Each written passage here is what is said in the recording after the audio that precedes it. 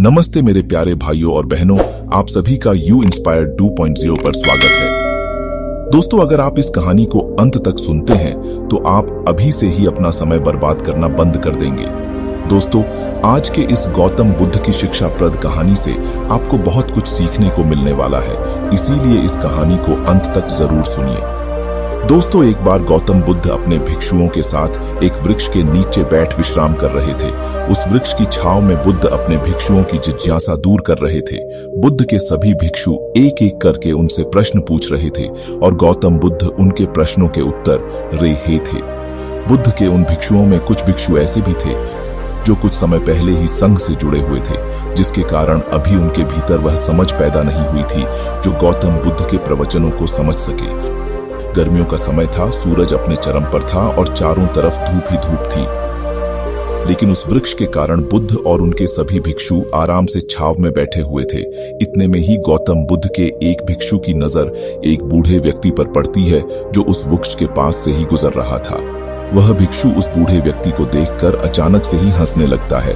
उस बूढ़े व्यक्ति की उम्र बहुत ज्यादा हो गई थी, जिसके कारण उसकी कमर मुड़ गई थी।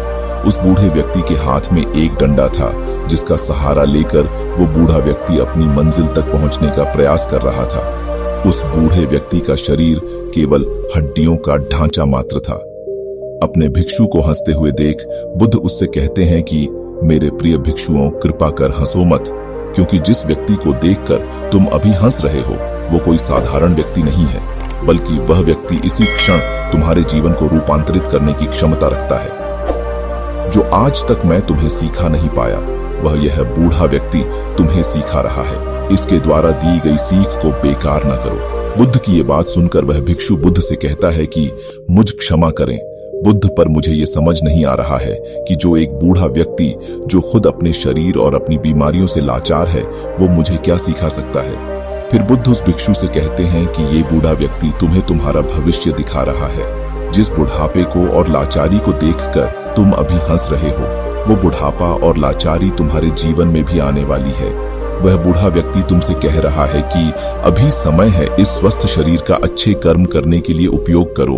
अगर तुम्हारा ये स्वस्थ शरीर तुम्हारे हाथ से निकल गया तो फिर से वापस नहीं आएगा, और अभी तुम्हारा ये शरीर सही से काम कर रहा है, जैसे कि तुम्हारे हाथ, पैर, आंख, कान और ये सभी चीजें सही से काम कर रही है।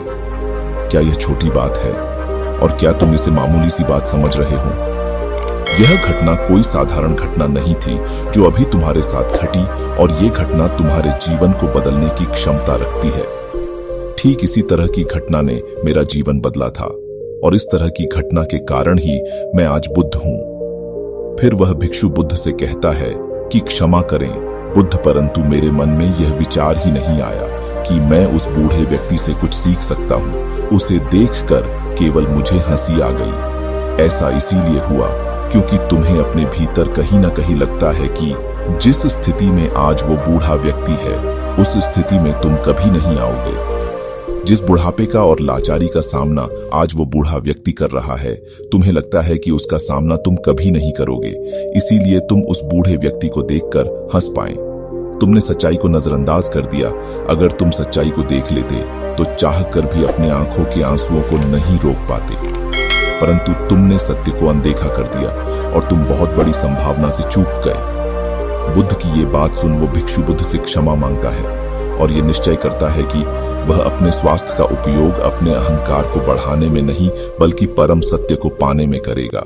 दोस्तों, जो लोग इस कहानी को पढ़ रहे हैं, हो सकता है कि आप बड़ी बड़ी समस्याओं में हो, या हो सकता है कि आप परेशानियों में हो, लेकिन फिर भी एक बात को हमेशा ध्यान में रखना है कि जब तक आपका स्वास्थ्य ठीक है, तब तक आप किसी भी बड़ी से बड़ी समस्या से बाहर आ सकते हैं। दोस्तों, इसीलिए बुद्ध ने कहा है कि हमारा स्वास्थ्य हमारा सबसे बड़ा उपहार है जो हमें इस सृष्टि से मिला हुआ है, इसीलिए इसका उपयोग सही से करें। दोस्तों, आपको यह गौतम बुद्ध की शिक्षाप्रद कहानी कैसी लगी? कृपया हमें नीचे कमेंट बॉक्स में कमेंट करके जरूर बताएं, और आपको यह कहानी पसंद आई होगी तो अपने दोस्तों के साथ इसे अवश्य शेयर कीजिए, ताकि और लोगों को भी गौतम बुद्ध की कहानी सुनने को मिल सके। दोस्तों, आज के यूज गौतम बुद्ध आर्टिकल में सिर्फ इतना ही। दोस्तों, हम आपसे फिर मिलेंगे ऐसे ही एक आर्टिकल के साथ। तब तक के लिए आप जहां भी रहिए खुश रहिए और खुशियां बांटते रहिए। आपका बहुमूल्य समय देने के लिए धन्यवाद।